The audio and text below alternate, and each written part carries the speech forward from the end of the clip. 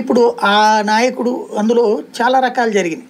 లోకల్గా వీళ్ళే కేసులు పెట్టించడాలు కానీ వేధించడాలు కానీ వాళ్ళని ఇప్పుడు జగన్ ప్రతి ఒక్కడి సమస్య పరిష్కరించలేడు.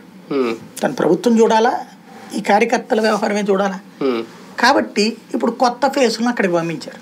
ఇప్పుడు ఫర్ ఎగ్జాంపుల్ ఆయన మేరుగు నాగార్జున అని అక్కడి నుంచి పంపించినప్పుడు అక్కడ ఉన్న అసంతృప్తులు కొత్త అతను పరిష్కరిస్తాడు కదా. ఇప్పుడు కొత్త వాడు ఏం చేస్తాడు, అందరినీ కలుపుకెళ్తాడు.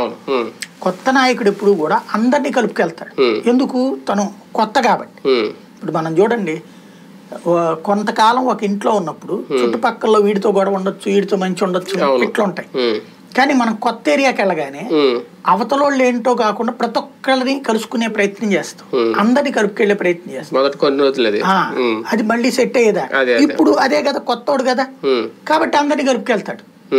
వాళ్ళకి సంబంధించిన సమస్య పరిష్కరించడం ఏదైనా చేసి పెడతారు. కానీ వైనాట్ 175 జగన్మోహన్ రెడ్డి గారు అన్నారు, మనం ఇచ్చిన ప్రయోజనాలు లబ్ధి చేకూరిన వాళ్ళే ఓటేయండి అని కూడా అన్నారు. గెలుస్తామని ధీమా అయితే కనిపించింది. అంత ధీమా ఉన్నప్పుడు ఎందుకు ఇంత మార్పులు అనేది కూడా ప్రతిపక్షం నుంచి కూడా వినిపిస్తుంది ప్రశ్న. ఆ ధీమానే ఇది.